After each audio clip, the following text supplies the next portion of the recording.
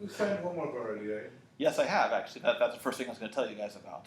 That I posted the first batch of homework problems on the site, and it's still going to be about stuff we're going to be covering the next couple days. So, and our first, let's see, I think our first lab is not for a while. So, yeah, what did I say for a due date? I think it's February 10th. yeah. So, yeah. So because we don't have a lab until next week, and I want to make sure we have a lab since the homework is always going to be at least part coding. And then February 8th and 9th is a Mardi Gras break, so we won't have class on that Monday. But then right after that break is over is when homework is due. Although most of you know how I am about due dates. So,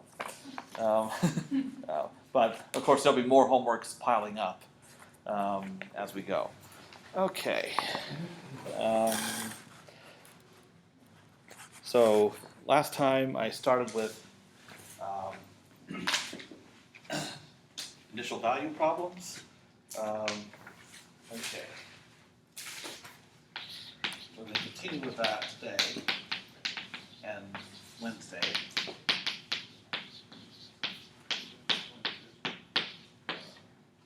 Okay.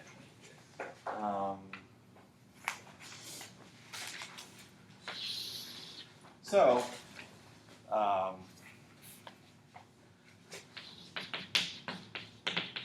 first, okay, method that I introduced last time, simplest one, Euler's method for this first order ODE.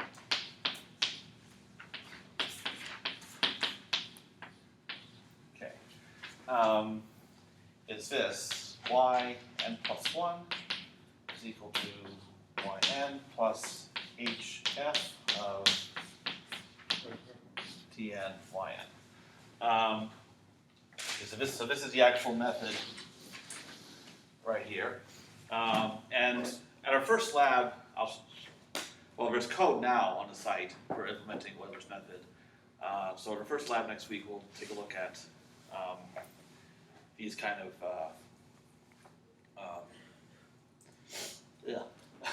these kind of methods like Euler's, and also Runge-Kutta methods that are more accurate that we'll see probably on Wednesday.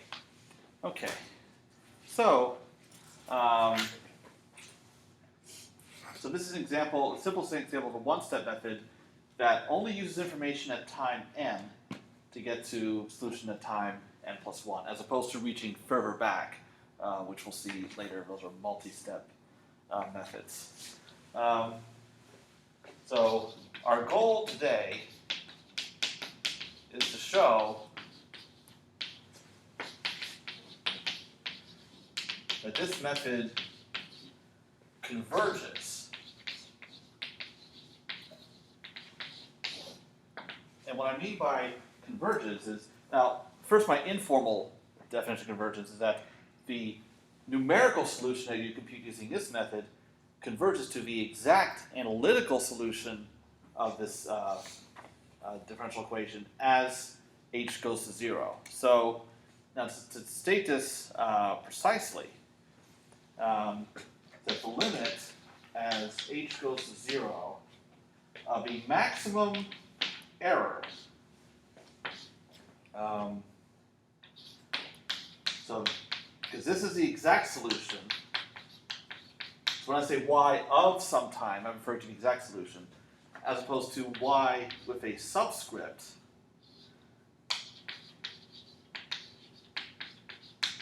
Okay, so that's the error at a particular time.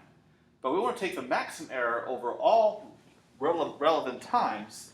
So n can range from 0 up to the final time, which is capital T, divided by h. Okay. But keep in mind, we're solving this ODE for all time between t0 and the initial time and the final time, capital T. Okay. So we're just concerned with this finite interval in time. We want to make sure that throughout that interval, the maximum error anywhere on that interval must go to 0 as h goes to 0. So this is our working definition of convergence. Okay. So what we're going to do is we're going to do a rather exhaustive convergence analysis to see if for Euler's method this actually happens. And it's going to be kind of a pain. And this is the simplest method. So we need to, because we're going to have to see how to be able to prove convergence for more elaborate, more accurate methods as well. But you'll get the main ideas from this analysis I'm going to do right here.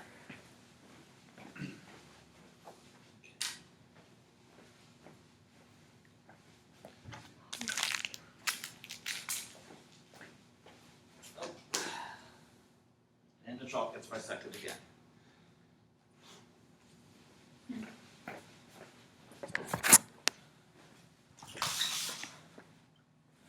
We have a couple people missing today. Wait, 3, 4, 5. I'll get the computer science professor in a class. He's not able to attend, so that's why I'm doing this. And who's the other one? What? No, he's only. Adam. Yeah. He's only in that class. Yeah, I figured someone was only able to watch on video. Okay, so I think everybody who could actually be here is here. Okay, I'll have to confirm that later though. Okay. That's right. I wonder if the view was so screwy. Okay. Okay, actually I want to do the same with this table. Okay. All right, so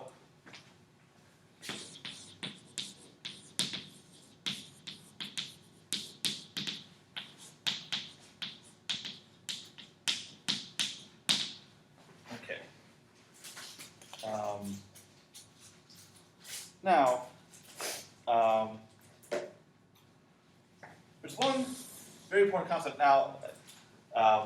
Since I'm turning these notes eventually into a textbook, hopefully by the end of 2016, I'll be going through the notes throughout the semester and improving them for the sake of a book. So there's one concept that I don't actually introduce in the notes until later, which I guess is an oversight, so I want to bring it in now. So it's one of the most important concepts in convergence analysis of these kind of methods.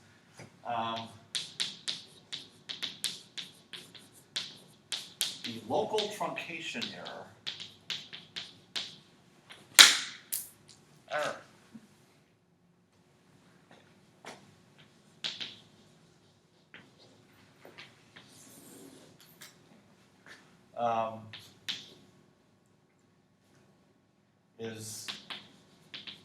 It gives you an idea of how much error is committed during a single time step. And that's where local comes from, because we're taking many time steps to get from T naught all the way to capital T. And we want the error committed over that whole interval to go to 0. But that can be really difficult to analyze, as you're about to see. But the error committed during one time step is much easier to get a handle on.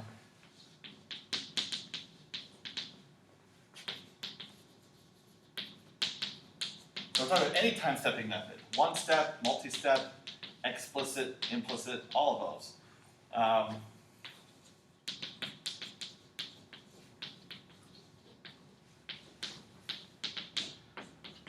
But ideally, we'd like to have some sort of relationship between the error committed during one time step and the error that's easy to get, and the error committed during many time steps, which is harder to get, but what we actually care about. So we can know how they relate. That's going to help us out quite a bit. So this is my informal definition. So my formal definition, I'm working my way towards, the idea is you substitute the exact solution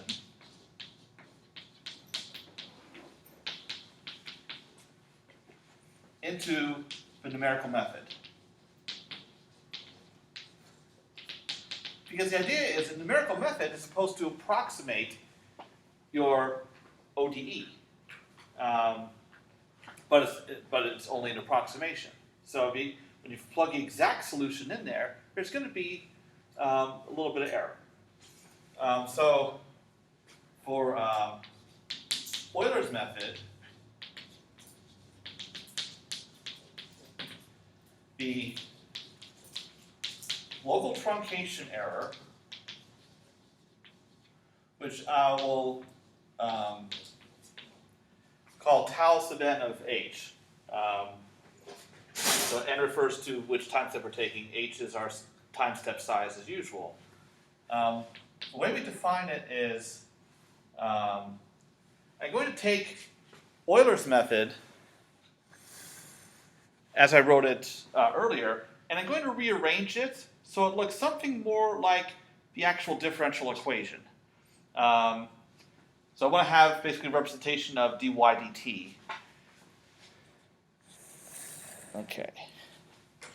So the convention we're going to use is y of tn plus 1 minus y of tn all over h, because this right here is approximation to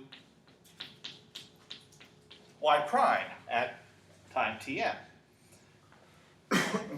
minus f of tn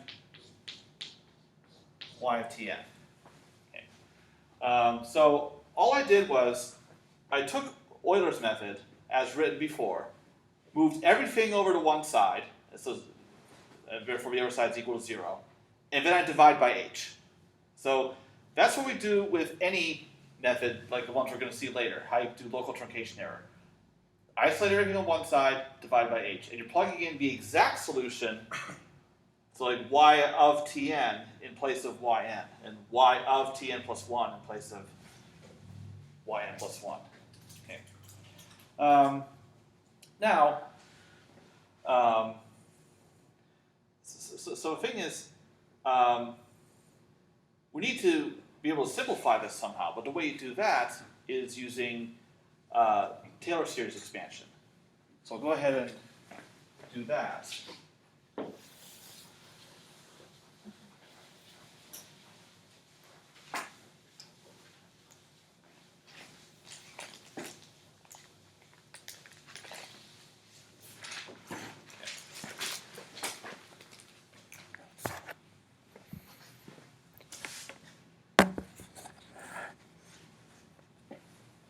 Okay, so if I go ahead and simplify that using Taylor series, I'm going to expand around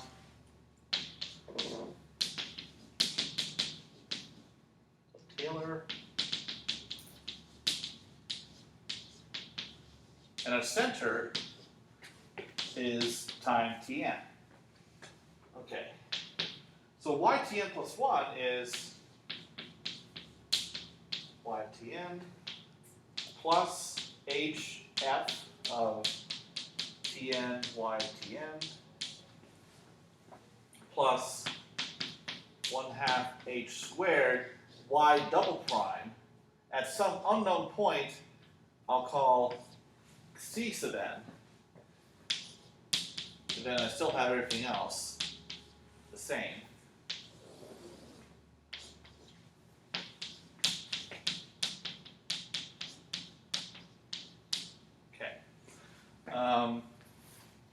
Now, c sub n is an unknown point between tn and tn plus 1. That's all we need to know about that.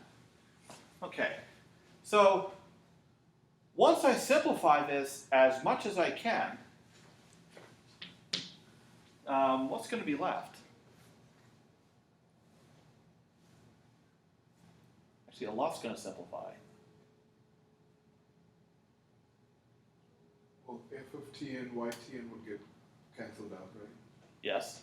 Because, and y tn and y tn will get canceled out. You're going to do Yeah, these two cancel. And then hf divided by h. Those h's cancel. So you'd have f minus f. So So those also cancel. You're just left with 1/2 h y double prime at that unknown whatever thing. Yes. No, So- not h squared, right? It will be h. Yes, it will be h because you divide by h. Yeah, so there you have it. That's it. Okay, so this is the local truncation error for Euler's method.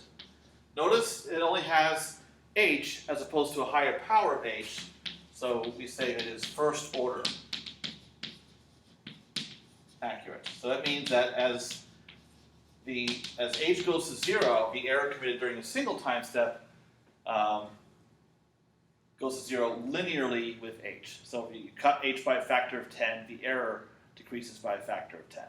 But that's only the error during one time step. So what we really care about is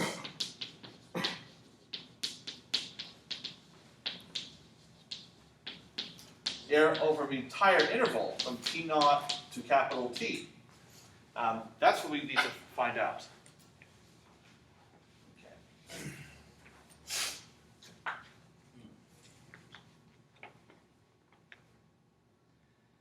Now, so what we can do is to figure out the error that's committed during all these time steps, we need to put both the numerical method and what's happening with the exact solution together. So what's happening with the numerical solution is, I'll just rewrite Euler's method.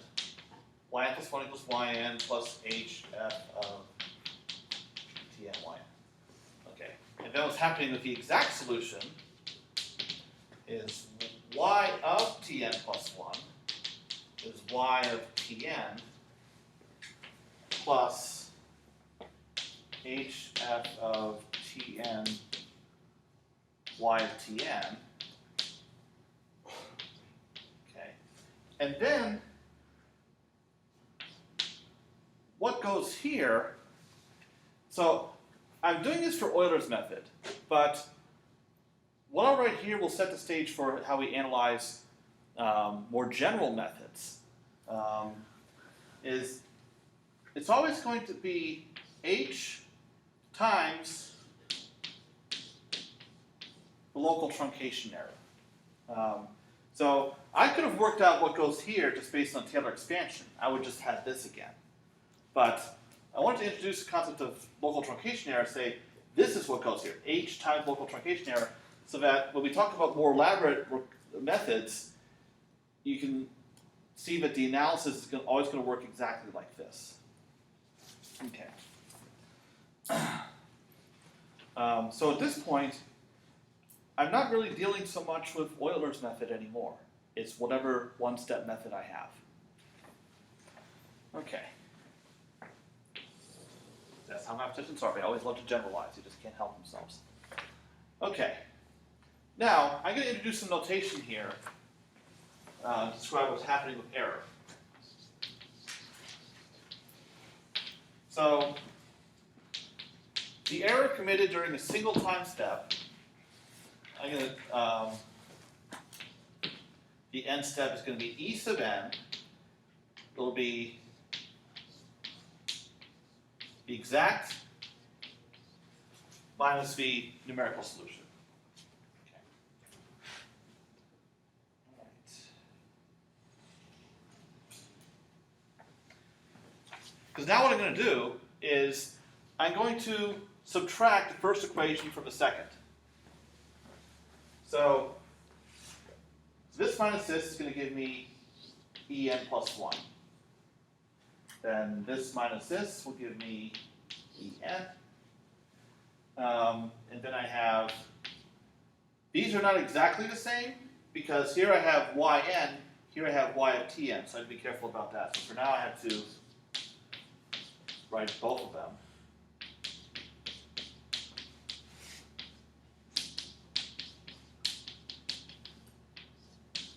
And then I have this, h times the local truncation error.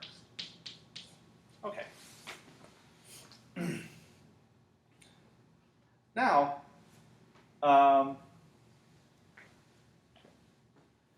the next thing I'm going to do is I'm going to take absolute values and also use the triangle inequality. Like I say, the absolute value of en plus 1 is less than or equal to absolute value of en. And then, right here, I can use the fact that this is something I covered last time. F satisfies a Lipschitz condition in Y. So if I look at the values of F at two different Y values, same T value, that's less than or equal to some Lipschitz constant L times the difference in Y values. So I can say this difference of F values is less than or equal to L, my Lipschitz constant, times the difference in Y values, Y of Tn minus Yn. But that's En. It's En, yeah. So that helps me simplify things quite a bit. So these Y values subtracted, whoops, give me this. And then I still have, well, now it's the absolute value of the local truncation error. Okay, so now I can simplify that a bit more. I can say 1 plus h capital L absolute value En plus h local truncation error. Okay, so this shows how the error after n plus 1 steps is bounded in terms of the error from after n steps.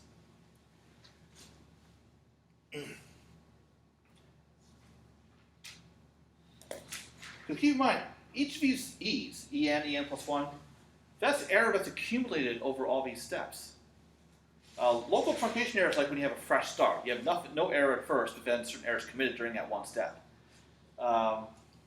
Because by the time you get to step n, you're dealing with error that happened at every step prior to that. But at least we know that from one step to the next, the growth in error is not out of hand. It's contained. Okay. So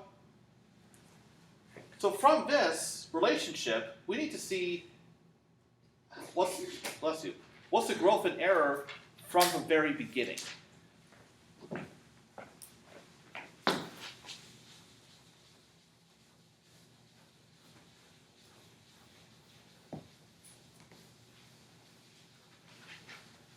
And fortunately, we can do that using ideas that were brought up in calculus. Do we need absolute value signs for the tau n? I'm sorry, what? For the tau n or Tn, do we need absolute value? Oh, Or does that not matter? I had it here. Okay. Yeah, I need to still have it here.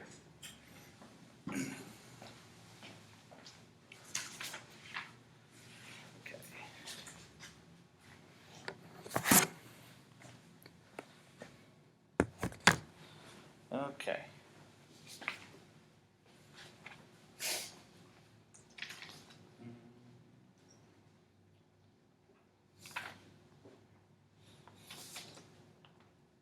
All right. Now, so what I'm going to do, and I kind of glossed over this in the notes, suppose we take this relationship between En plus 1 and En and apply it repeatedly. So En plus 1 plus or equal to 1 plus HL En plus H absolute value of tau n of H. Okay. So now I apply this relationship again to this En part. So that's less or equal to 1 plus HL. So this would be less than or equal to 1 plus HL again, En minus 1, plus H tau n minus 1 of H, local truncation error from a previous time step. And then we still have this. So now if I multiply this out, I have 1 plus HL squared En minus 1 plus H times 1 plus HL times 1 of H plus L of H. Okay. And then I can apply that relationship yet again right here. And so if I replace this with like 1 plus HL En minus 2, and I have another term like this, I'm going to get, after multiplying everything out, 1 plus HL cubed En minus 2. And then I have 1 plus HL squared tau n minus 2 plus 1 plus HL tau n minus 1 plus tau n. Okay. So you can keep doing this like n times or whatever. And so what you get is the relationship between En and E0 is 1 plus HL to the n E0 plus H. And notice we have decreasing powers of decreasing powers of 1 plus HL. So I'm going to replace these local truncation errors by a generic expression tau of H, I'll explain that in a moment, times the sum of these powers of 1 plus HL. So I'm assuming that tau of H is an upper bound.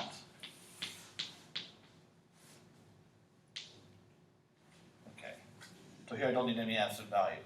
So this is a bound on the absolute values of all local truncation errors. Okay. Because these truncation errors are very similar expressions. They might depend on like y double prime evaluated at different times, but you can bound all of that. So this is how much error is incurred at the maximum during the single time step. And that's the relationship between E and then what is the relationship? Oh, the local truncation error is like just how much error that one time step contributes. Yeah. Okay. Yeah. The tau is the whole, like the sum of those errors. Well, this summation captures all of this. Right. Because the idea is, here I have all these local truncation errors, they're all slightly different. Mm-hmm. So I just bound them by something, just so I can factor it out. Where each tau sub I is less than. Yes, Less than yeah, that's why I two. have that stipulation here. Yeah, because this sum, I can do something with this. Mhm. Okay, because I'm just trying to upper bound everything anyway. Okay. Now, E0 is the error at the very beginning. We don't have any error at the beginning because we're just still starting for initial value. So this goes to 0. Now this is a geometric progression, a partial sum, but there's an actual formula for that. So this is less than or equal to h tau of h times 1 plus HL to the n minus 1 over 1 plus HL minus 1. But now we can simplify this a bit because these ones are going to cancel. And then we have HL. But this H is going to cancel with this H up here. So that's why I want to have that H out there, because I knew at some point it's going to get canceled. So now this is less than or equal to local truncation error times this, 1 plus HL to the n minus 1 all over L. Now, I can bound that expression 1 plus HL to the n also, because if I use the fact that the limit as, let's see, x goes to 0, 1 plus x to the 1 over x, what is the limit of that? Does anyone know? Let's well know what this result is. E. Yeah, it converges to E. And actually it approaches it from below. Because what happens is you end up matching more and more terms in the Taylor series. That's from the walls of Corbin's office in class. Oh, really? Oh, Yeah. oh yeah. Well, okay. I'm glad that there's some higher math that goes on the math zone. Okay, so what this means is I can rewrite this as 1 plus HL to the 1 over HL times HLN. Headline news. Okay. Just so I can get this in the right form to be able to call it E. So this simplifies to local truncation error, E to the HLN minus 1 all over L. But H times N is equal to, okay, so I can,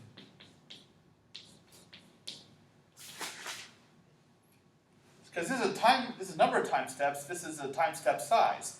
So the total amount that I've stepped in time. So this is L Tn minus T naught minus 1 all over L. And I could bound this further if I wanted, because T sub n I can replace by capital T. So I could say that the global error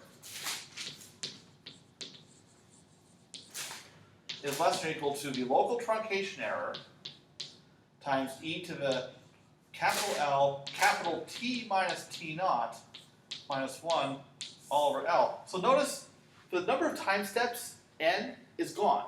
I don't have that in here anymore. The only dependence on h is right here in the local truncation error.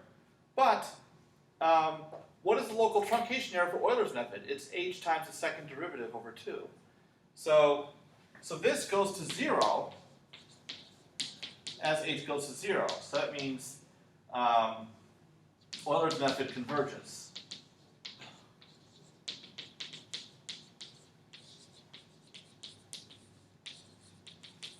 Okay. So that's really what we wanted to see. Okay. Now, so this bound in the local truncation error would include a bound on y double prime, since the local truncation error for Euler's method happened to feature that. But each method has a local truncation error that depends on different derivatives of y. Okay. Now, fortunately, for when we study other methods later,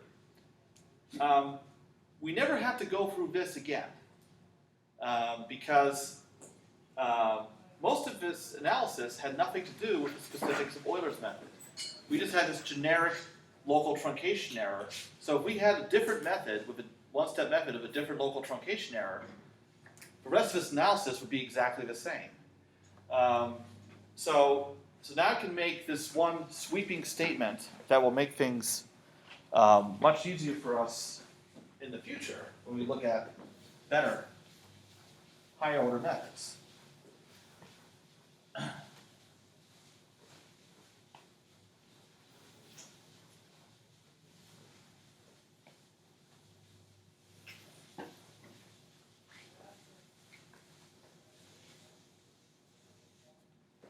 Okay.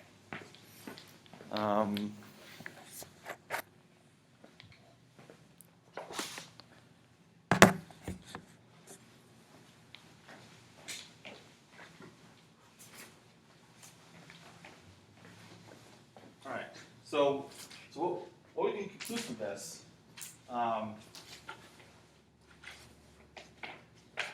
right, and this is actually, okay.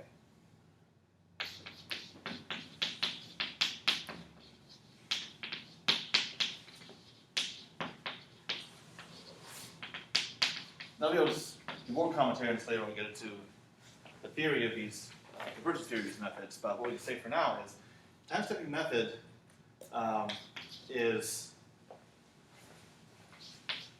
first of all, consistent. And what I mean by consistent is just that the limit of the local, as h goes to 0, the local truncation error goes to 0. So in other words, your numerical method converges to the ODE as h goes to 0. And it is stable. And what's important in that case is actually, I'm going to modify this a little bit, just so I'm not getting more general than I ought to. For now we'll only talk about one-step methods. We'll get to multi-step methods later on. The one-step method of this form, yn plus 1 yn plus some function that depends on tn, yn, and h. So this is just equal to f.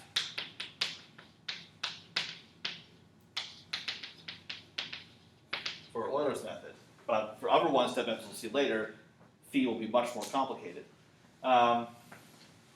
So all we need to know, besides the fact that it's consistent, because in fact this is equivalent to saying that phi of tn, yn 0, if you plug in h equals 0, you should just get f. So that's an easy way to confirm that the method is consistent. And if it's stable, which means that your function phi is Lipschitz continuous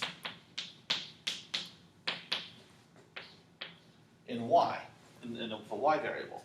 Now the thing is, in Euler's method, phi is Lipschitz continuous because f is Lipschitz continuous. We're assuming actually that we have a well-posed differential equation. But again, for other methods, it's a little harder to confirm that whatever function phi you have actually is Lipschitz continuous. It may not have the same Lipschitz constant as f does, but as long as it has a Lipschitz constant, that's good enough. So what I've just shown is that if you have all of that, and you could repeat the same analysis that I just did for any one-step method,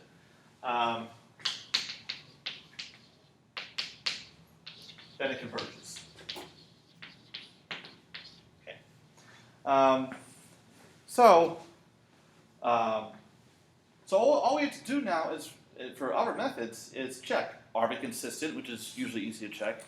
It usually is by design. And also make sure that it's stable.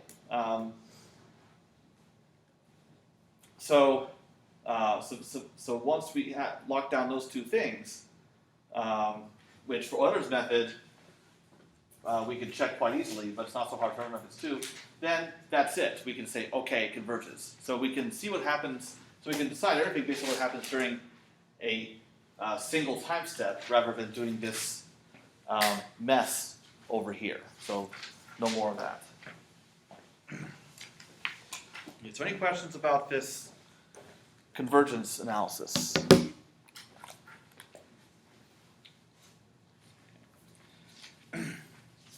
All right. Now, there is one thing, though, that this analysis left out, and still not going to go through it again, because much of it will still be the same, but if you keep in mind that these methods would actually be performed on a computer, what, instead of by hand, what else should be taken into account? Round-off error. Yes, round-off error. So,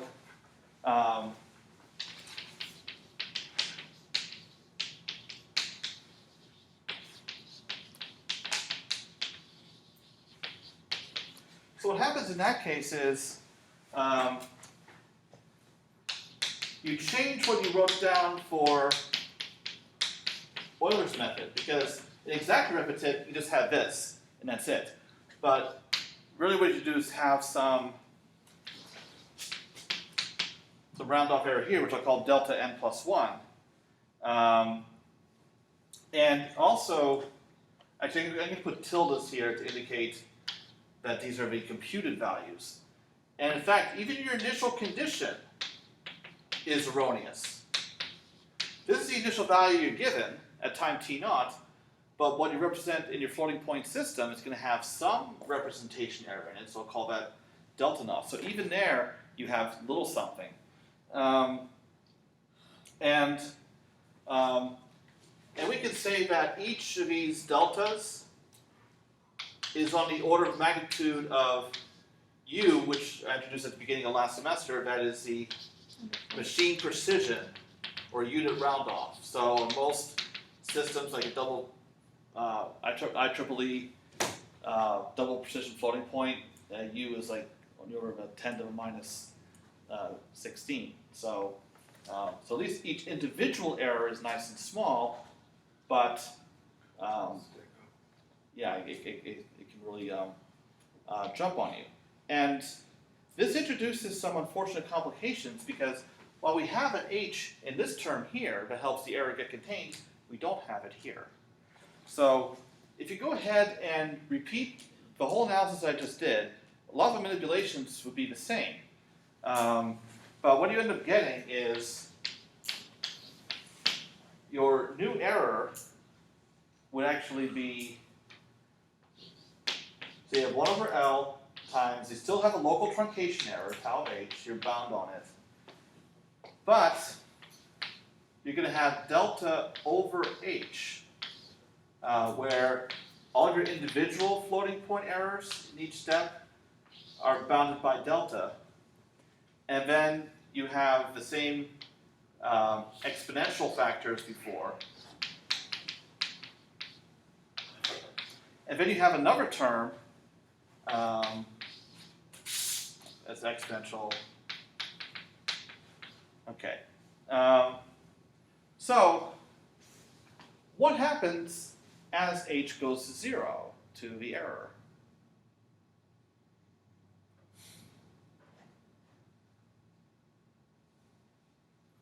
For the delta over h, Yeah, let's go. that will go to infinity. Bingo. Yeah. So this is quite unfortunate, but you have to be very careful.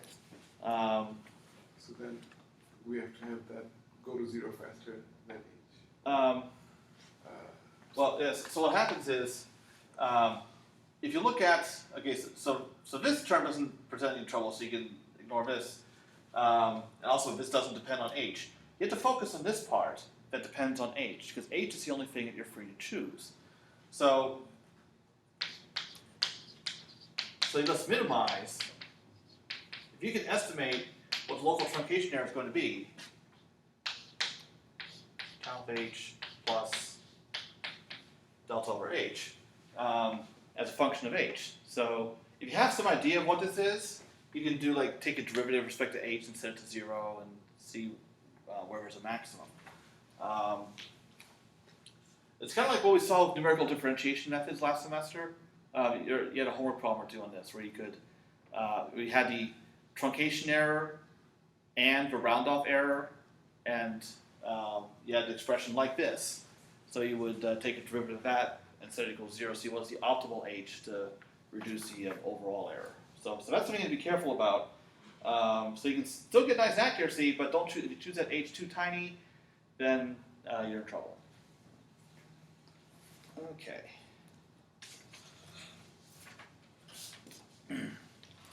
So questions about this round off part? All right.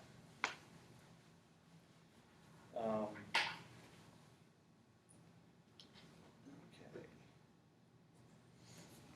So now what I'll do is take a look at an example where we use Euler's method, and we try to get an idea of what we should choose for h in order to get the accuracy we want.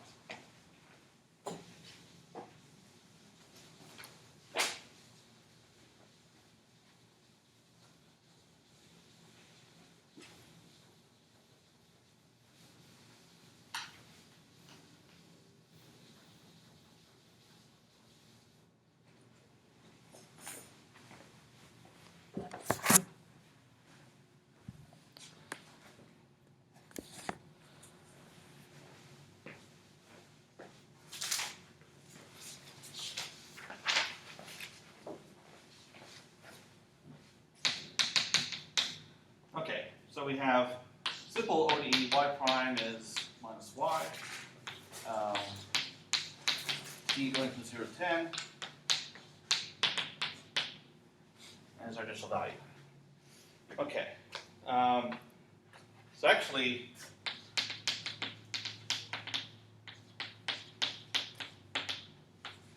you want to tell me what the exact solution of that would be? Yes. You remember from things from your DE class? That was a while ago, wasn't it? Okay, good. Okay. So now if we look at Euler's method applied to this problem, yn plus 1 is equal to yn plus h f, but that's equal to just minus yn. So you can simplify this, and you just get 1 minus h times yn. Okay. So what you want is the error at the final time, capital T equals 10, less than 0.001. So you want 3 decimal places of accuracy when you get to the final time of taking however many time steps. So if we look at the global error, so we want the local truncation error divided by L times this exponential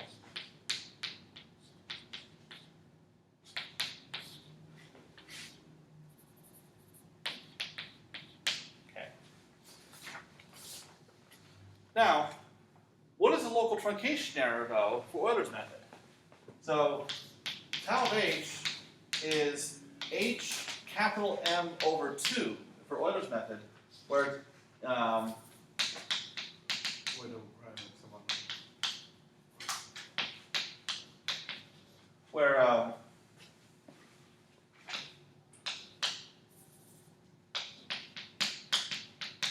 where capital M is a bound of y double prime. This just comes from a Taylor expansion that we used to get the local truncation error for Euler's method. Now, the thing is, y double prime, what we happen to know from this example, is just this e to the minus t again.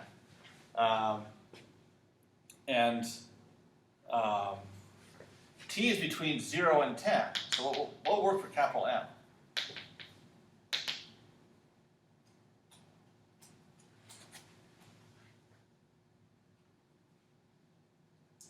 So how big can that get for t between 0 and 10? Y double prime is e to the negative t, so it can be, it would be, the greatest would be 1. Yeah. And the smallest would be 1 over e to the 10. Yeah, because Or e to the this is a negative. decaying exponential. Right. It's behaving like this. So right here is where a maximum occurs. Okay. We only need. Okay. Now, L is a Lipschitz constant. Now, L is an upper bound on partial of f with respect to y, where f of ty, in this case, is just equal to minus y. So what works for a Lipschitz constant?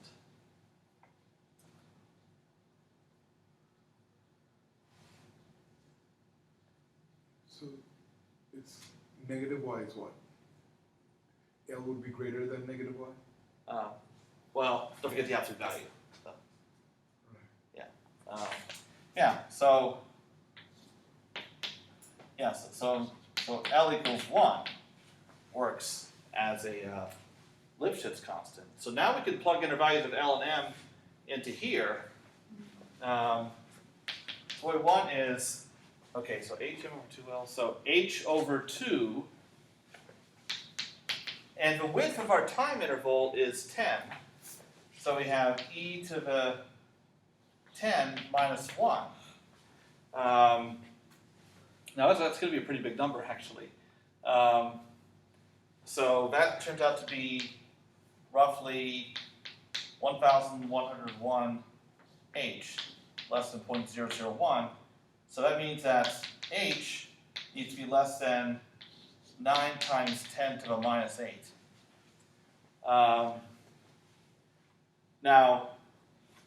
And that's just to get the error to be less than 10 to the minus 3. But this is a really crude bound, especially when you have ODE like this, where a solution is actually decaying as t increases rather than growing. This bound for h is way too conservative. So if you actually use this h and time step all the way to t equals 10, the error that you want to be less than 10 to the minus 3 is actually 2 times 10 to the minus 11. So this, using its global error estimate, is not as helpful as you would like for selecting an h that will efficiently give you the accuracy that you're looking for. But this is why we have adaptive time-stepping methods that use other ways of estimating the error as you go, and increasing or decreasing h as needed to keep the error as small as it needs to be. And that's actually a lot more efficient. Okay. Now, but this still neglects round-off error. Okay.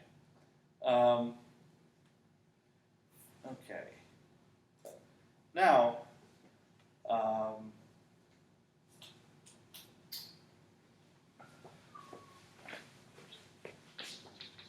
so with round-off, what you need to do is minimize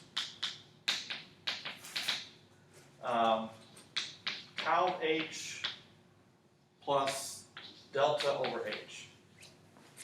Now, tau of h is mh over 2, that's a local truncation error. For delta, I'm going to use 2u. And the reason why I have a factor of 2 in there is because there are 2 floating point operations going on here. We compute 1 minus h, so there's an error right there.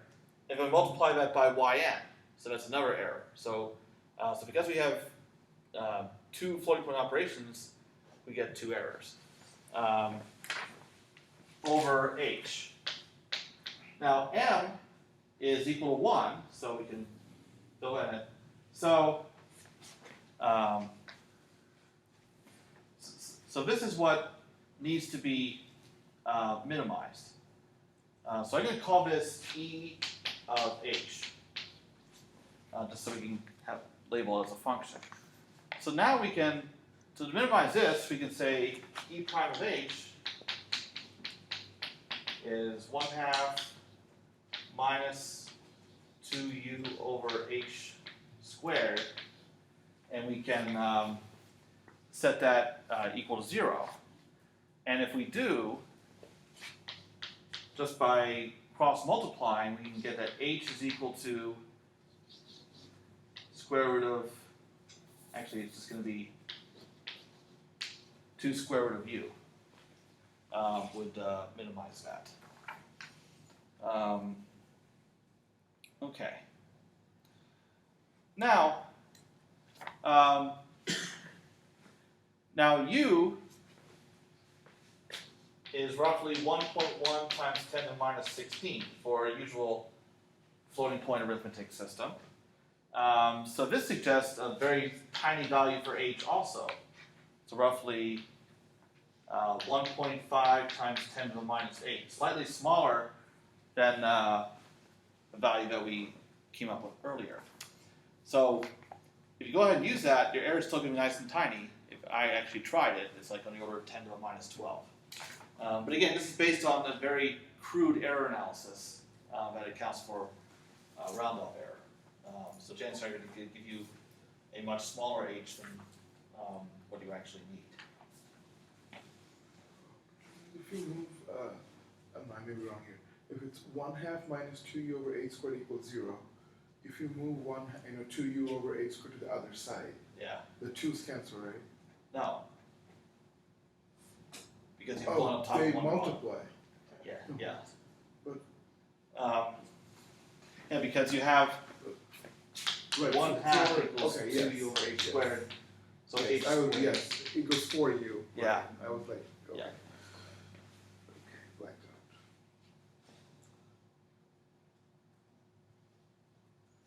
out. Okay. Any other questions? Let's see, we're doing on time here.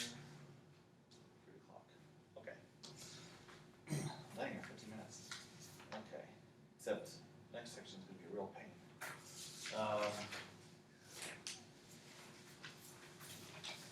Well, some of that I'm going to save for the lab. Okay.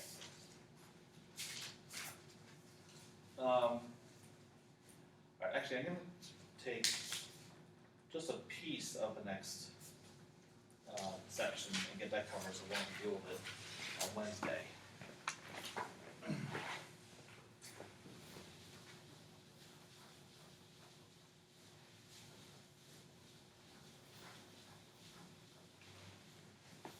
Yeah, let's make sure I'm all good and exhausted for 6:06 next period.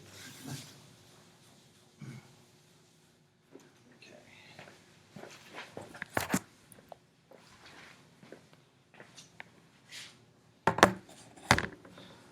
All right.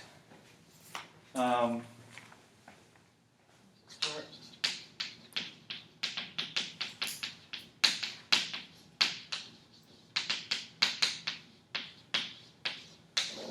Runge-Kutta methods. They're still in section 13.2.2.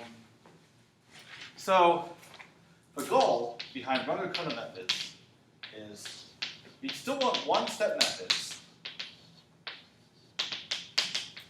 like Euler's methods, but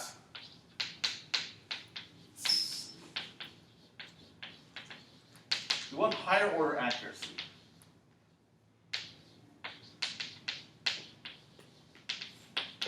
In other words, we want the local truncation error to be somewhere in the order of h to the p,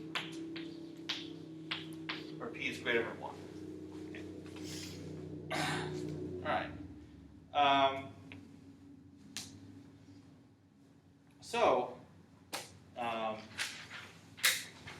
I think it's one way to get higher order accuracy is, in Euler's method, is to use higher order derivatives of y, which means higher order derivatives of f. But that can be a real pain to do for different, for very complicated ODEs. So we don't want to do that. Instead, we only want to use evaluations of f at certain points, ty, in order to get higher order accuracy that way. So the actual method, we may use derivatives of f in our analysis to get higher order accuracy, but the method itself will only use f. Okay.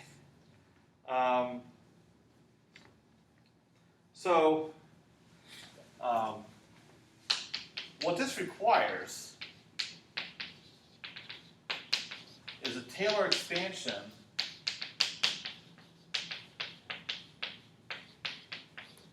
of f.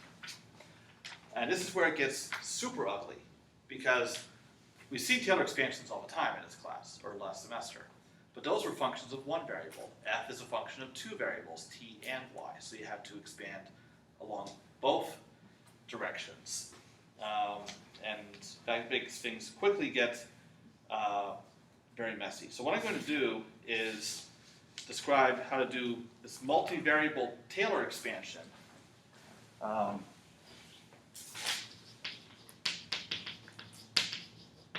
Let's see if we have any timelines.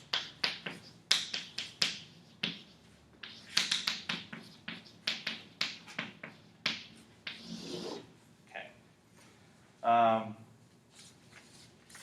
So what you have is f of ty is equal to an nth degree Taylor polynomial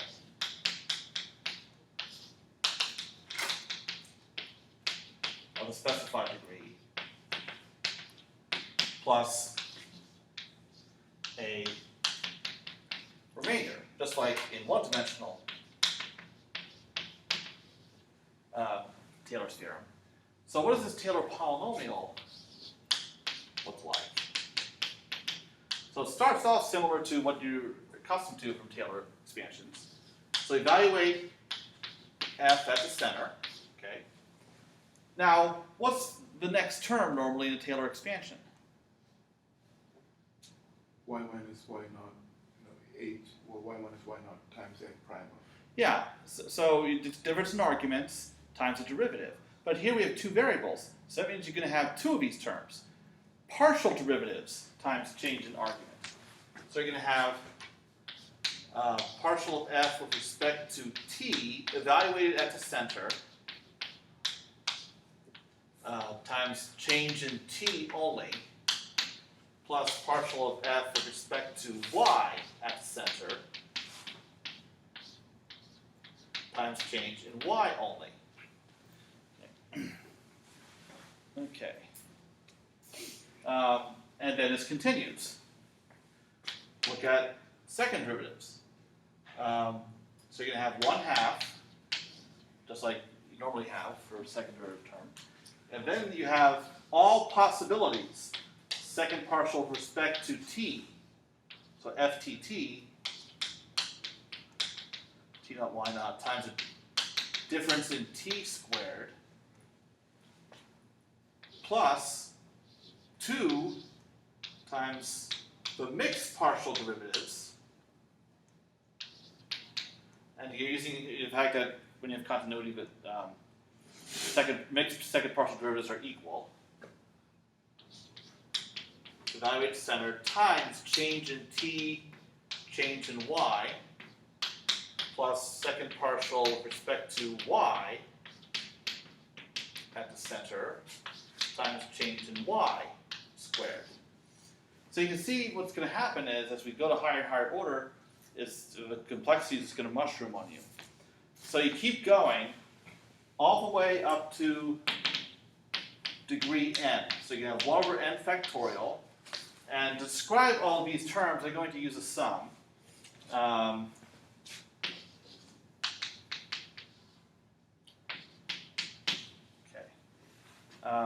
Oops, just n, not n plus 1.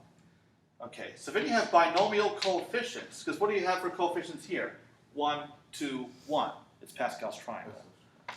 Yeah, so you have the same coefficients down here, and you're going to have partial derivative of different orders, all possibilities of mixes at the center, times change in t to the n minus j times change in y to the j. So this is what all the terms look like of a given order of derivative. So,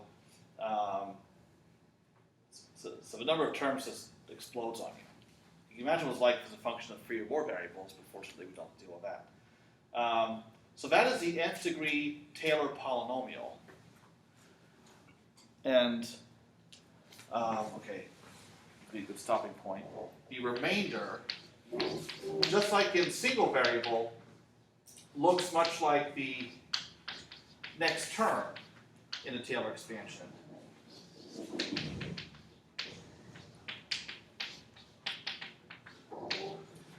Alright, so then you have n plus first derivative of f.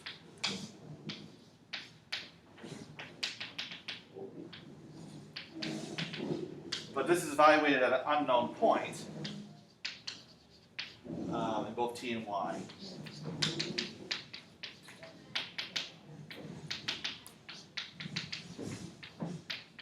Okay.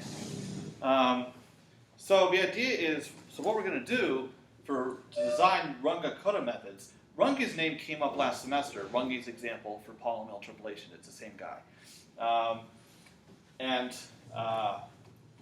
is we're going to determine up front what our method's going to look like in terms of evaluations of f, but some certain parameters will be undetermined. And we will use this kind of multivariable Taylor expansion to figure out what those unknown parameters should be in order to achieve a certain order of accuracy. And the idea is we're going to match this up against a Taylor expansion of the exact solution in order, and get terms to cancel out in order to get the order of accuracy we want. So I'll step through that with all the specifics you could possibly need on Wednesday. Okay, so that's it. Well, except for those of you who stick around for PDEs. Yeah, and then we have the other. Oh yeah.